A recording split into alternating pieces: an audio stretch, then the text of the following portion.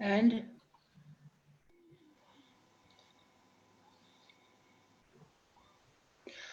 good evening and welcome to the first round of the Crowns Between Two Roses.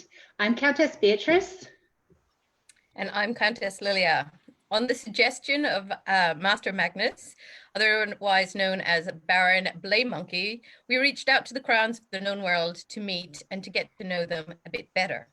Firstly, as B is going to continue on, we would like to acknowledge the lands of the kingdoms that we reach out to.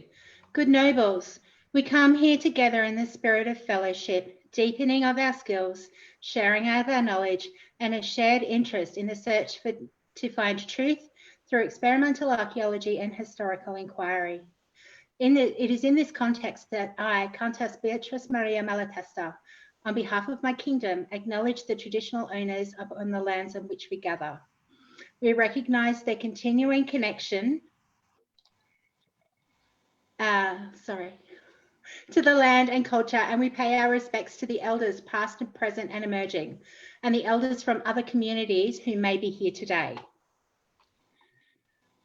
Tonight we are excited to interview our very own King Theuderic and Queen Engelin. Hello. Hello. Your Majesty, please excuse us for not standing for you, as we would normally in the circumstances of greeting you. It is one of the weirdest things that we've had to do to change, obviously, the circumstances because of the online interviewing during the pandemic times. So, welcome. Thanks. First of all, is anybody else feeling nervous? I am. I don't do nervous. So we're going to start off with a couple of questions about Lochac itself. We did give you the questions just so that you were preemptively able to have a look at them. Also, the idea of this is not to put you in an awkward situation or to hoodwink you in any way possible. So first off the bat is, how did Lochac get its name and device?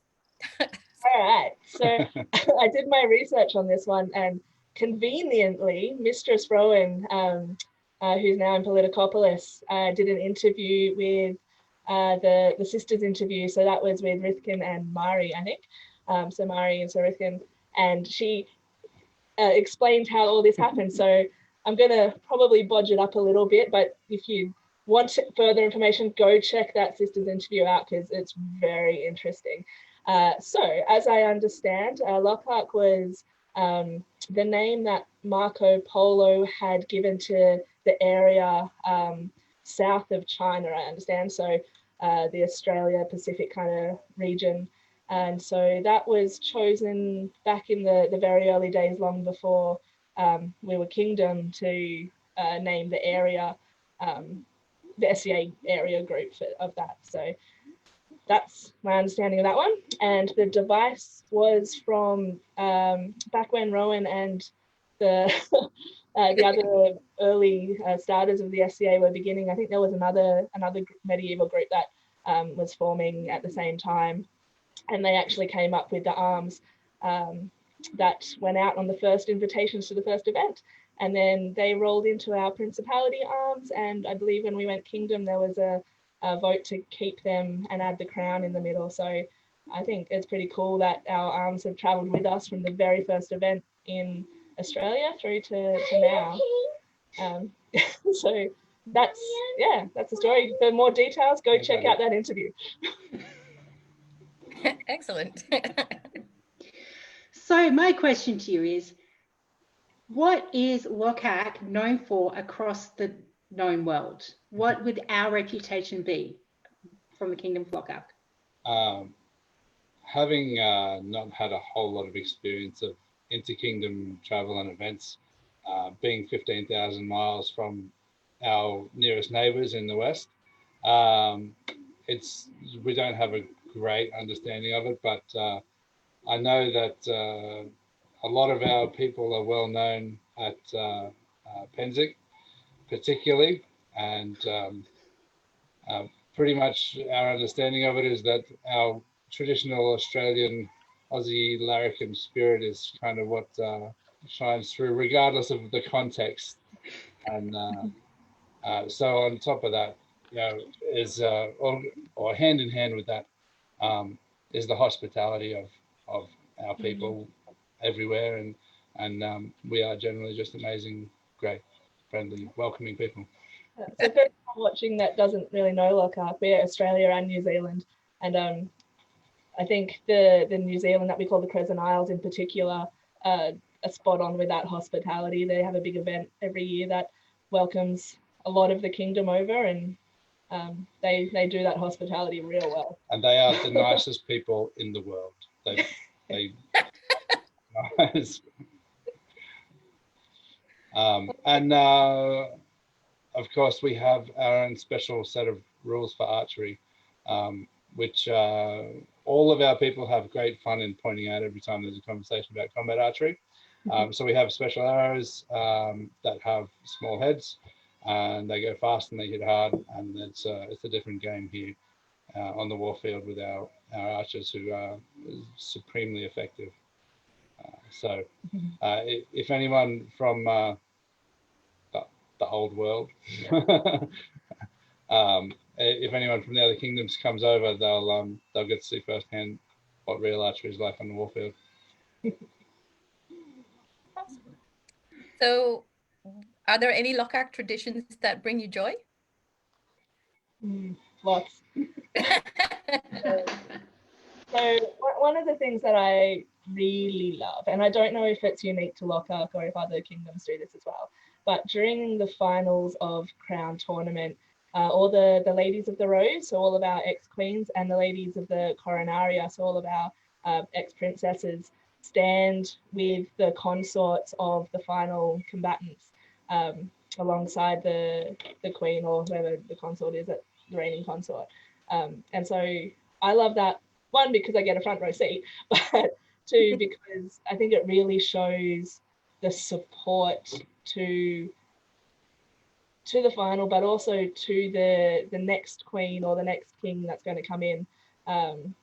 And I think that's something that we have really learnt to do well over the previous decade or two, is supporting our next set of royalty. So I don't know, one makes me feel really good.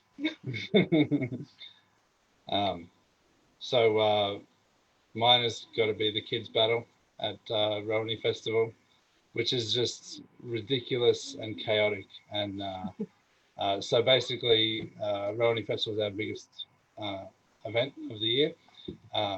And so we have a fort set up, and I think now the kids have their own fort, which is pretty cool, and they get to play in that all week. And then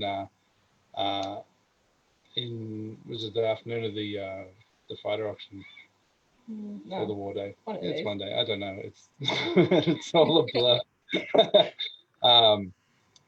So all the knights go up to the kids' fort and defend against the children, which is horrifying. And they bring their boffers, and we bring our boxers, and yeah, they have a lot of fun, and we get hurt badly a lot of the time. So I managed to avoid it mostly, but I get to sit on the side and laugh, go take my belt off and sort of hang out on the sidelines watching. Nobody knows who I am. Lovely. So following on from that, if we were to get any wayfarers from across the known world to travel here, what would be the principal events that you would recommend for them to experience, or that would help build kingdom bonds? I'd love to say it's all sorts of different things, but it's Rowaney Festival, hands down. We've got great events in all the main sort of areas of the kingdom, but yeah, festival is kind of the biggest and the best, and it's not the longest, but Canterbury Fair is amazing, and I went there. That was my one event. And really great, and absolutely everyone should go to that. Yeah, that's a great one. But Rowaney Festival is our thing. It's our jam, and it has the real sort of spirit of Lochac is shown through that event. So this was supposed to be a 6-month reign, and you are now the longest reigning king and queen of Lochac. What is the difference between this reign and your first? Because the first was almost 10 years ago, or just over 10 years ago? 11 years. You can do this one. Oh, God, so much. So, firstly, our first reign and our second reign are the same thing. This is we don't know how that happened. So our first reign was in 2008, nine, and we won November Crown, and then October the entire global economy collapsed. Thank you, America. Yeah, so I was out of a job a month after we won Crown. I walked into work and they said, "Don't sit down, get your stuff, go away." And and so then was it swine flu? Bird flu? Swine flu. Swine flu. Swine flu pandemic comes out straight after that. So we've got economic chaos and a pandemic, and then we do it again. And then we're 2 months in, there's a pandemic with the ensuing economic collapse. And That's not your fault. I never said it was or wasn't. In the facts. Not sure if you can enter though again after this. Yes. Yeah. So that's things that are the same. Yeah. So some of the, I guess, the different things is when in our first reign we were both not peers, and so we played mostly in our local groups, but not much on the kingdom level. So like we were young, I think 23 and 25, and just going in completely blind. We'd never been to a peerage meeting. Like we didn't know all the traditions. Like it was such a huge learning experience, and so it was intense. Like it was hard yards sometimes, just trying to do the right thing and to say the right thing. This time we've, like in the 11 years between the two reigns, we've also had a lot of friends that have been on the throne and been able to support them and see other things that go on. So coming into this one, we've got a lot of that knowledge base already, and so a lot of the kind of administrative side of things is a lot easier this time round. So the fact that this reign is almost entirely admin makes it that little bit easier. Does help that you were Chamberlain for the previous crown. Yeah, it helps. Yeah. So I guess the biggest difference is that last time we were so fresh and so green to it, and then we got to see everyone. We got to have all of those wonderful in-person things that we love to do and meet everybody and see smiles everywhere we went and all that kind of stuff. And this time we're missing out on that, and it sucks. But I don't know, I feel like we're in a bit more of a stable position for this one. But yeah. One of us is maybe. Yeah, I guess that's the big difference. But we don't get to see everyone, and all of the best parts of reigning we don't get to really do, which is a real bummer. Yeah. You did make a decision your first reign, though. That was pretty awesome, that you decided not to make a decision in any of your peerage meetings and that you would make it afterwards. Yeah, and I followed you and thought that was amazing. Like it was just perfect. We came in, a couple of kids who no one had ever really seen before, and I don't even remember what was the first meeting we went to, but there was a decision made, and or there was advice given, and we just went, "Thanks for your advice. We'll let you know." And they all just went, "Well, you have to tell us." Yeah.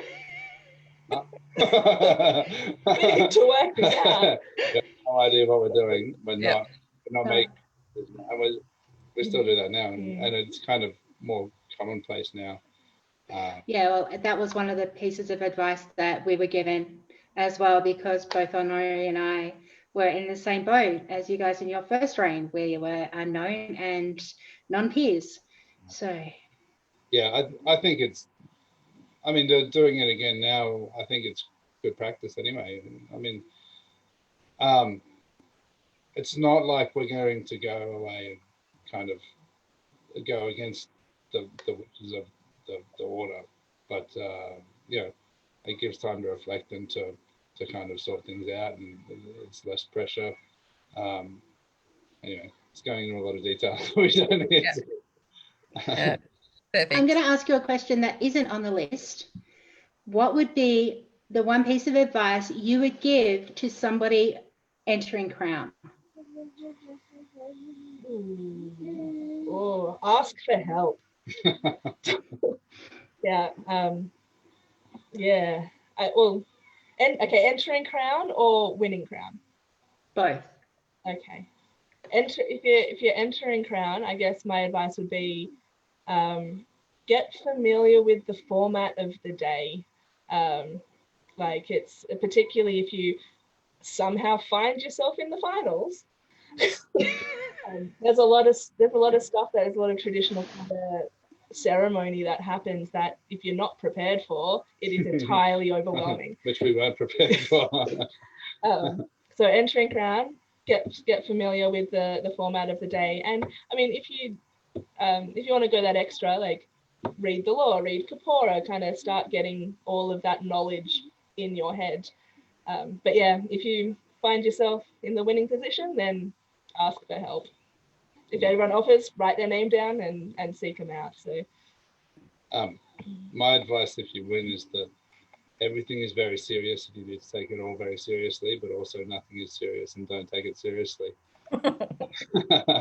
There's a lot of very in-depth, difficult things that go on behind the scenes that you need to kind of, and it's things that you probably won't have encountered a lot before in sort of real life, and you need to just kind of think it through and try and sort of problem solve as best you can. But at the end of the day, you know, the world's not going to end if you do something badly. I made a couple of mistakes along the way, but you know, it all works out. There's a lot of people doing a lot of great work, and one guy with a hat isn't going to cause too much drama in the end. So, Engelin, how did you feel this time when Theuderic won? Were you going, oh, good? Or were you like, good, he's won? Or were you kind of like, oh, here we go again? I was real happy. I guess this time it was much more of a possibility. So before the tournament, I'd prepared for it being a possibility. And I don't know, there's a lot of cool stuff that happens in a reign normally. And so it was great. And you know, the tournament itself was really good to watch. Like, there was a lot of good fights and a lot of competition in it. And so like if we hadn't been successful, then that's fine. Like there was lots of really amazing people in that tournament. So I was pleased. I was very happy, but not nearly as overwhelmed as the first time.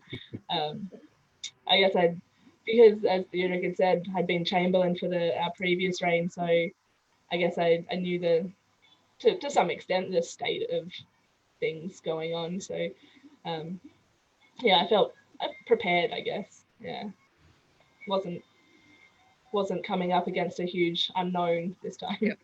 Yeah. So when you won, did you have an origin story and theme to your reign already sorted? This reign? Last one. This reign. We kind of, I don't think we kind of look at persona stuff the same way a lot of other people probably do. We had some kind of themes in terms of recreation stuff that we wanted to do. Last time we did a lot of Merovingian Frankish stuff, which was really cool, and the research was fun, and it was something that we hadn't seen before. But we ended up with things like pink shirts and stuff, which I wasn't terribly happy with. Good. Not because of its pinkness, just because I looked like a giant grape, and it was awful. That wasn't my intention with it. So this time we went kind of same sort of period, but my theme for the entire reign is murky. I just want everything to be like a crawled out of a bog. So that was the only real thing we went with, and we wanted to do more sort of Vendel, pre-Viking kind of stuff. It was the same sort of obscurity level, but yeah, it was just a bit different and interesting, and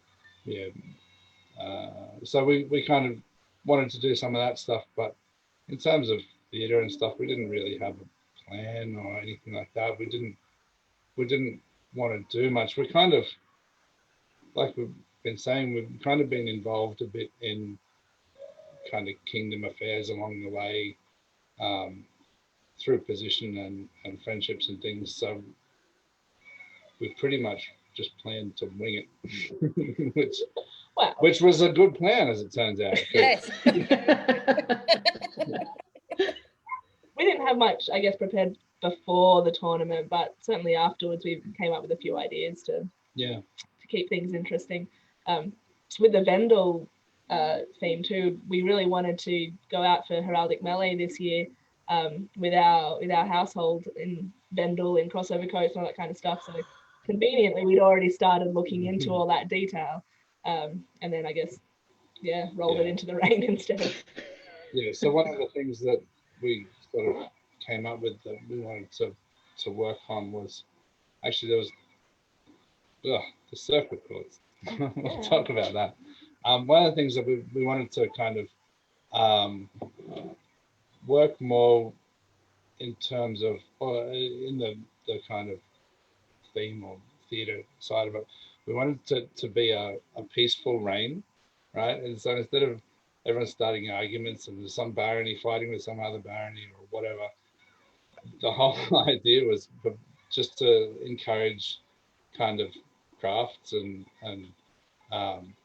getting on with each other and like just being nice and peaceful. So that's worked out well. Yeah, very productive reign. So the other one was because of the sort of the nature of that early Scandinavian society. We wanted to be a bit more egalitarian and sort of not sit up on a podium and lord it over the peasantry. And so we came up with this whole system of doing court in a circle, like around a fire in a great hall or something, have everyone crowded round and being involved in the discussions of the powerful people and whatever. So that we did a few of that. It worked really well. I did a bunch at Canterbury Fair by myself. I went over and England stayed here with the kid, and so I did a few of them by myself over there, and it was really good. The last one I did there was really great, under a big tree outside the hall, and it was really good. But you have to remember to spin. And yell. Yeah. So that was a good idea, and it sort of worked, and I was just getting the hang of it. I have to say that was really, it's so different having been a part of a couple of those courts with not kneeling. Yeah. So that's the other thing, is that when we bring people into the court, we wanted to be on the same level, and so face to face, and be able to talk to people directly, and being that kind of, I don't know, queen position makes me feel really uncomfortable with people bowing and all that kind of stuff. So being able to work on a more the same level. Makes me feel a lot better. Nice. So as both fighters, do you have any pre-crown, pre-tournament rituals that you both do? Yeah. So the morning we went to Crown, I couldn't drive anymore. I made her drive. So I spent about a week kind of winding up and just developing that sort of, so getting into some esoteric stuff here, getting into my headspace. And so it's very, I spend a lot of time meditating in the lead up and getting my head right so that I can step in and out of my no mind state, which, like, I can fight pretty well without doing that, but it's really just messing around. Yeah, if I'm not focused properly and kind of in that zone, I will pretty much just be thinking about all the things I'm doing and what I'm eating on the weekend, and like just kind of half-assing the whole thing.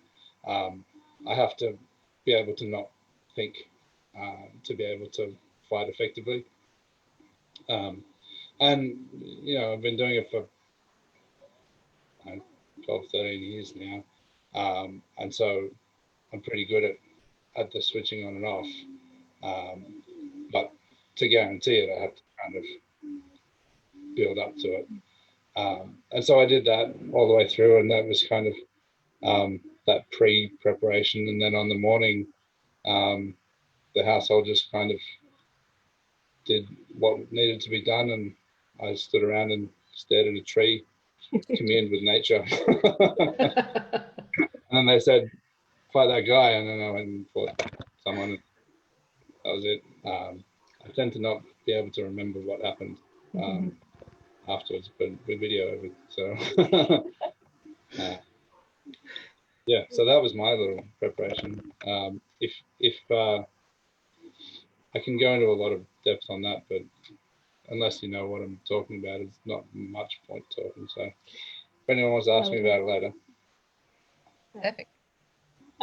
As a fighter, I don't have anything yet. I'm still kind of at the my head has 1,000 things that it needs to think about stage. So I haven't really developed any kind of I guess process.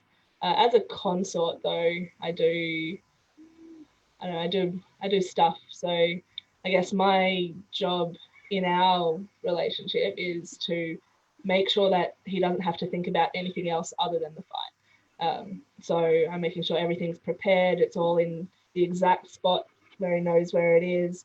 You know, rallying people to do whatever job needs to be done, lining up all the equipment and having it ready if it needs to be used, and yeah, I guess kind of stage managing for the day. So yeah, it's how we work. It's a bit intense, maybe.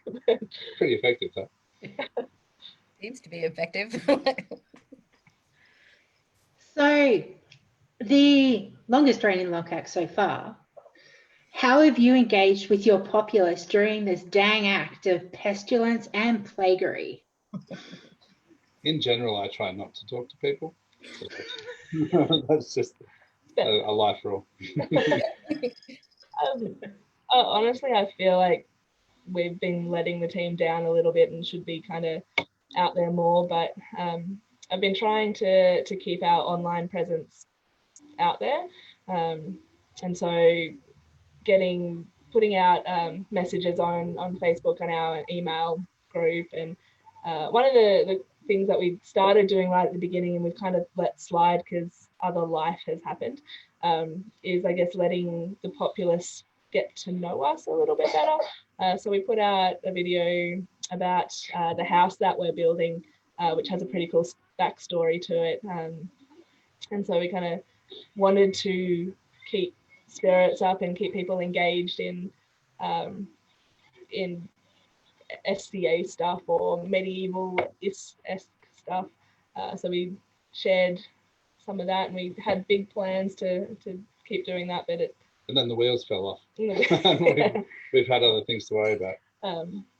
But otherwise, I think it's really important to not necessarily go out there as a big public figure, but keep an eye on all the different stuff that's going on. And so I've been watching, we've put out some photos of Scribble showcase at our provinces.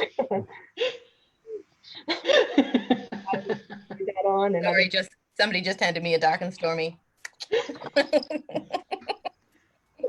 Yeah, and seeing our Bardic circle that happens, and all the ANS classes that people have been putting out there, and everything. So I guess I've been trying to be supportive in the things that people are comfortable doing at the moment. I know there's a lot of people who are just like, nah, I'm out until we can see each other again, and that's totally cool. But the people that need to keep engaged for whatever reason, then I'm here to support you. Like, keep doing it. It's awesome. There's some amazing things coming out, and so as the reigning royalty, I'm going to ask you, is there anybody that you want to acknowledge for their enthusiasm on this online forum and trying to get like the kingdom still motivated? There are, but you'll have to come to some courts later on to see it. And then We have a list. Yeah, and hopefully we can actually see these people to give them stuff. But I guess there are a few people, and I'm gonna not name everyone because I suck sometimes at remembering names, but that have just consistently been putting stuff out there. So there's Shinjo Takame in Rowaney, who's been putting out the Bardic Circle every week. Yeah. Which is, it's bringing in people from across the whole known world getting involved in that. And that's bad. I want to give a shout out to Baroness Anne too, who's the Society Social Media Officer. I think that's the correct title. And she's doing a huge amount of stuff in the background that supports not just Lochac, but the whole known world. And she hasn't slowed down at all through the pandemic. There's Aliette, I think, is doing dancing classes. Sir Leodine did a female knights roundtable discussion series earlier in the year. I've seen people getting involved in fighting sessions that attract people from all different kingdoms.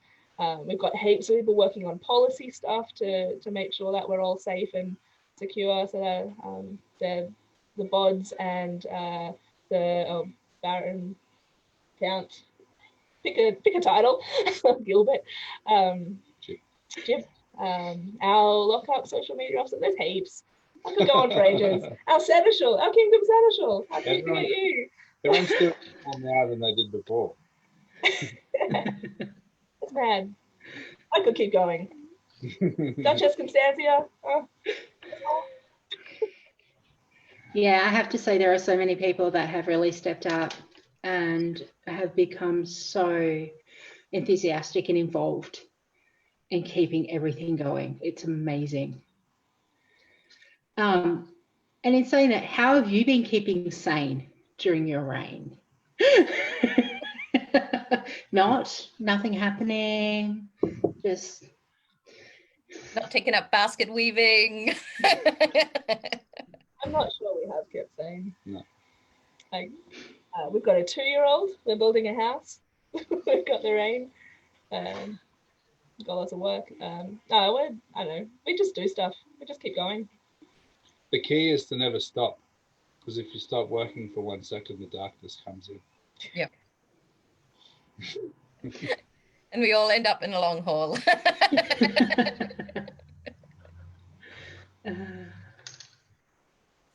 So I'm going to start. I'm a great believer in the SEA is obviously about reenacting history, but part of the enjoyment that I get from the SEA is building my own history and doing stuff that remind me about the people and the experiences that I've had in the society.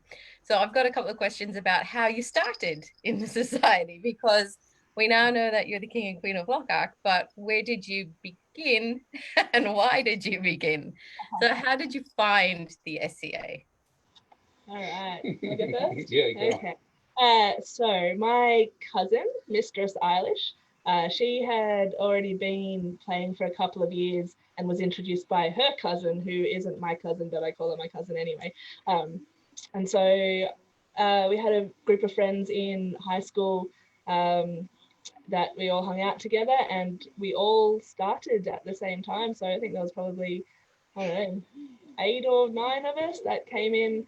Eilish leading the way. She had costuming days at her house where we all put sleeves on polypop tunics inside out, and I think Honora, who's previous Baroness of Rowaney, she stabs herself in the leg with a pair of scissors. We were 7, and we were just 17-year-olds. Started. And we were all underage when we went to our first event, so we had to be on our best behaviour. And there was a household that took us in. So I'm not sure if anyone remembers DX, but they were our introduction to SCA. And we ended up forming our own little group called the Turnips.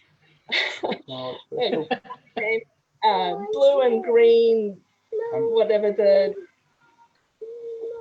arms are, like the blue and white that we have. I'm bad at heraldry, with a giant turnip in the middle. We just got in and hung out and spent a lot of time drinking, and all of us kind of found our own little not unique, but our own thing to do. And some of us are still playing, not everybody. I came in for the social thing and stayed for the drinking, and then now I'm into all sorts of stuff. So that's my story. I'm just going to put Corey Carson on. Multitasking, Your Majesty, multitasking. So while we're waiting, did you two meet in the SCA? Yes, yeah, it was.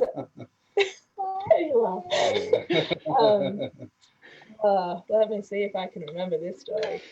So it was a tavern at festival, and I don't remember a lot of it, but Theuderic was telling me all his stories about how he almost dies in mine shafts and explosions and all that kind of stuff. And sometime later in the event, I can't remember exactly what it was, but he rescued me from an awkward situation, and we became friends from that, and then later got together. But met in the SCA.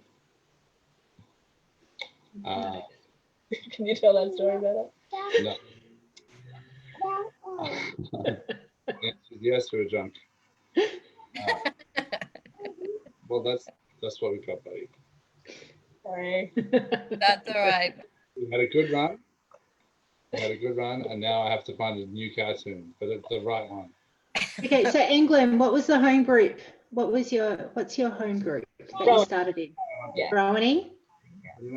Yeah, so started in Rowaney, went up to Mordenvale for a while, and now we're in Canton of Oakaway under Politicopolis.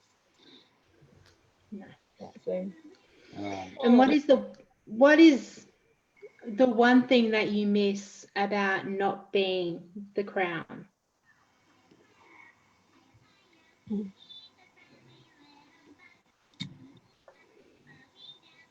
Probably, I know it's hard to do it for this reign because we're not really crowning.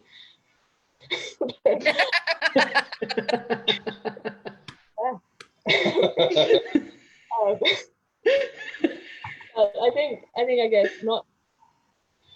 If you could say not being a royal peer or whatever, the drunken shenanigans and the swearing and the just making an absolute fool of yourself with no consequence. We would never do those things. Just said she was they had the wheel of bourbon. Sorry, Your Majesty, this is what Rose's tea are for.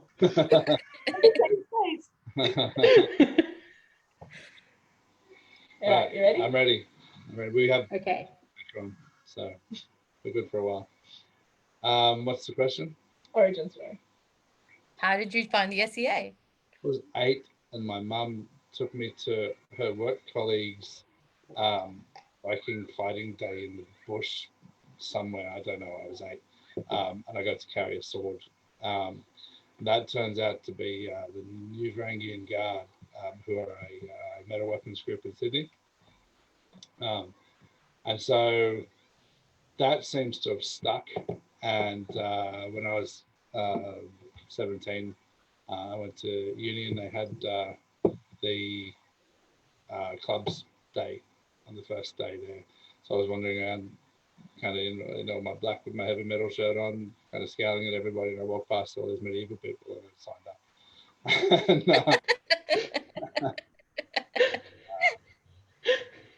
yeah, so that was it, and then just started fighting. And yeah, that's all I did for a long time, 7 or 8 years. I just turned up training, went to events, took a pop tent and a block of cheese and a box of wine and bought and drank that part. So what do you miss when you're king? What do you miss about not being royal? Like wine, block of cheese. deep fried pickles. Anyone not in Australia, a box of wine is called a goon bag. It's a 1 litre box of wine that costs $7. And when I was about 20, I could drink a whole one. Oh my goodness.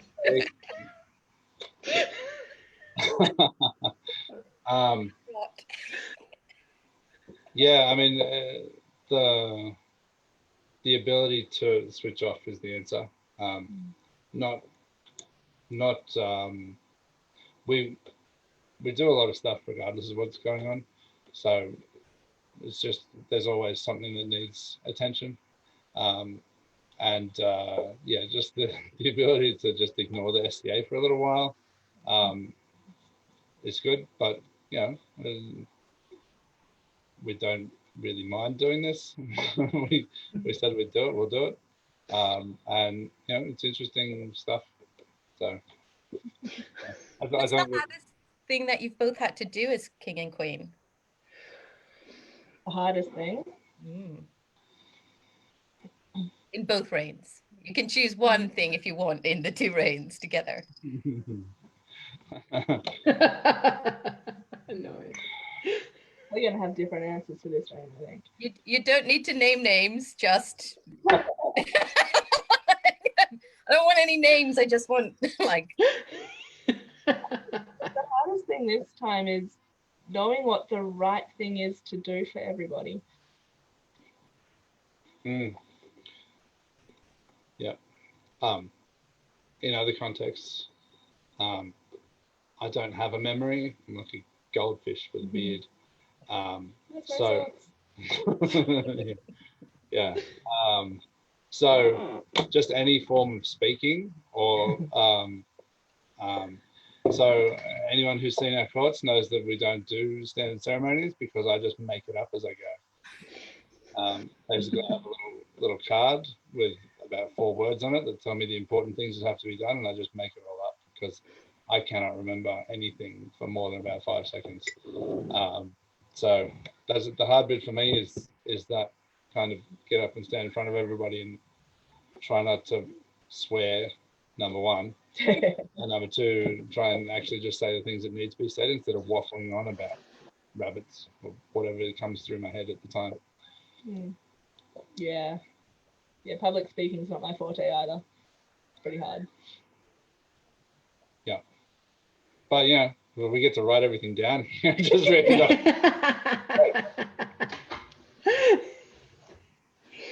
So what is your proudest moment that you have had in all of your SCA time? So we have an event at Romney Festival called the Heraldic Melee, and it's what's that show with the singing? X Factor? It's like the X Factor for fighting. So you get a bunch of your mates and you come up with some sort of theme that you think is going to impress the crowd, and then you go out and you fight all the other people who are dressed up as superheroes or Smurfs or whatever. Usually they're medieval. Sometimes they're medieval themes. And so yeah, you come up with a theme for your thing, or you just do your heraldry of your household, and people put a fair bit of effort into kind of getting their gear together for it. And then you go and fight, and it doesn't matter who wins because it all comes down to the crowd vote. And so when we first decided to do kind of Norse stuff properly, we had our household there, and we kind of said we want to do this thing, and they all said, well, organize it. I kind of put an idea together, and I kind of guided everyone to through standards and stuff and what we wanted to do, and we went out and I just picked up a black bear fur at Australia War, and stuffed that into my arm bag and brought it back home somehow, and so I put my little page standard bearer in a full bear skin with the head over his head, and it was all, we tied it onto him. He was walking around like he was my standard bear. It was amazing. And so we did that, and everyone had their furs and their Viking stuff on. And yeah, we won that. I was about 10, 11 years in on that, and I set out to kind of win that, and I did it, and it was great, and we did it as a crew, and yeah, it was really good. I don't do pride. I don't know. Yeah, I've got my own emotional battles when it comes to things like that. But something I'm proud of, I guess, is one of the events that our turnip household ran back when we were all unknowns, like pre-AOA kind of things, and we put on, we ran the baronial changeover for Rowaney, and did the full feast, and ended up with heaps of leftover pork roasts because we overcatered, and I don't know, it was better to overcater than undercater. Absolutely. It's our first kind of big thing that we all did together, and it seemed to go well, and everyone had a good time, and yeah, just that was turnip carving. That was a different one. Was it? Yeah. No, it was the one with the pork. That was a different one. Pork and turnips. Perfect. So you mentioned your Majesty that you went to Australia. What other interkingdom events have you been to? That twice. That's it. Oh, and West Crown. Oh, we went to West Crown on the way. Yeah. So that was pretty good. But yeah, I went over. My knight Blaney sent me over to meet the family. Who's now family again? Who's that? We'll be interviewing him in a couple of weeks. Yeah. Yeah, so I went over and hung out with those guys and met all of them, and yeah, that was amazing. Great time. And then I took her over, and we stopped in at West Crown and did that, which was pretty crazy. Mm. Yeah, that was it. And we did. I haven't seen any part of America except for Australia War and a Walmart. So No, we somewhere. It's in a lot of desert. Yeah. Sounds like Penzig, but with trees. Burning Man somewhere in the background. I saw a real live Mexican biker gang at Wow. the desert. That was pretty cool. So So, what keeps you in the SCA? What was that? I said, what keeps you in the SCA? We don't know anybody else. I'm sure you do have other friends outside of the SCA, Your Majesty. They may be few, but I'm sure you do have some. I couldn't think of anything else I would rather do. This is it's the best hobby there is, because it's a party and it's arts and crafts, and it's fighting, which I enjoy as a technical skill. You all right? Sorry. No, the heralds are just going, and he'll go in the list to be trained in the future. He tried Do to not fight. apologize. He's got a little sword and shield to do pro work. Excellent. Ran out on the driveway and tried to fight the neighbour. She was like, you've got a sword. Wow. Yeah, there's so much scope. Like, if I ever kind of get bored with fighting, there's so many other things to do that I would be doing anyway. That, you know, yeah, I know, buddy. I'm staying for the people, for sure. It's Stay on the the table. people. I mean, I love fighting and I love making stuff and I love facilitating other people doing things and running events and all that kind of stuff. But like, I can do that stuff on my own. Well, not fighting on my own, but like, it's the people here for sure. And I was super bummed that we didn't get to travel as much as we really wanted to, because throughout the years I've made so many friends across the whole kingdom, and yeah, I'm always wanting to hang out with them and see them. But... So, this is going to be our final question to you. Can you please tell us your favourite SCA story? It doesn't have to be PG. Can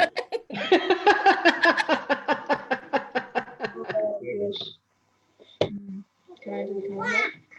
Yeah, go. All right, so in our first reign, we went over to Canterbury Fair in New Zealand and went to the peerage meetings there, and in the Shiv Council, they, after some discussion, advised someone to Don't us. keep the screen. I'll turn it off. And this person, I think, had deserved it for a long time, and we were the ones that were fortunate enough to make the offer. And so at the big feast that they do at the event, we got up, and I can't remember what the speech was, but we sent Callum on vigil, and the whole room erupted. Wow. And like, they were cheering and clapping and like screaming for Long enough I had to pour a second drink. yeah, Wow. a long time. And like, we were the ones that were lucky enough to pass that offer on. It wasn't, you know, our doing or anything like that, but we, like, it was just such an amazing response, and we knew that we'd done the right thing. And I love it. It's just one of those standout things that it makes, yeah, it was good. Excellent. So is there any final words that you want to say before we finalize this interview? I won too. Are we on an hour time limit? We got 5 minutes left. We can keep drinking online with you after the hour. Yeah, that's no problem. Buckle in. All right. Ready? Fortunately, it's not a Lochac story, but it's a real life, no shit there I was story. Perfect.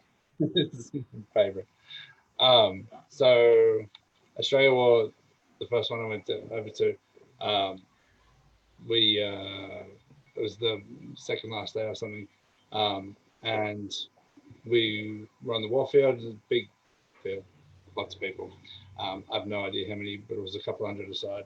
And so we're in the middle. I'm in the front line of the West Kingdom war unit, crossing the field in the center of the whole line, with all the West Dukes and things that put me on the front. Everyone pushed me forward. So we're crossing this field, and so we've got all the pikes in the front line, and as we are walking across this massive, it's like an alfalfa field or something. In the distance over on the left, this cloud appears, and there's this massive dust cloud, right? So this dust storm is coming in, and so it hits the other end of the line, and the people start disappearing. And so we're walking forwards, and we're getting close to the people, and this dust cloud is coming across the battlefield, and nobody does anything. We're just ignoring this giant dust storm. And so as we get to like one step out of pike range, the dust cloud comes and hits the front line of the other side. So just giggling, just walked into the dust storm and just started piking people. Yeah, and you couldn't see anything. You couldn't breathe. You couldn't see, like you couldn't even see the end of the pike, right? And so yeah, just walked through them as they're like, just great. And then after the dust storm came, there was a massive rainstorm, flooded the whole side, annihilated everything. Yeah, a lot of people like had all their tents blown down, everything. The site cleared out. And then so anyone who could leave left. We were left with about 3 tents between the whole group. And then everybody on site who was left got all their booze and all their food and gathered together in this massive hay shed and just had an apocalypse party for the whole night. So yeah, just everyone brought in everything they had and put it on the table and just had a massive party. It was great. That sounds like a blast. Sounds perfect. Yay. Yeah. Do you have any final words for your kingdom, your majesties? Don't reign with a baby. So don't do an online reign with a baby. There you go. You guys rock. Keep on doing what you're doing. If you need something, let us know. And this amazing largesse that we received recently. People are great. But yeah, like it's a hard time at the moment for everybody, and there's a lot of people are going through their own personal I guess not dramas, but things that they got to work through because of the pandemic. And the FCA is there if you need it, and Lochac is here if you need us. But don't feel obligated to be here and look after yourselves. That's my word. Thank you so much for your time tonight. It truly has been an honour to have this interview with you. And we are very hopeful that we get to see you in person at events very soon. And drink box wine and thank you, Your Majesties. Thanks for having us. We really look forward to meeting all of the other kings and queens. Yeah. Thank you. If you can top this one.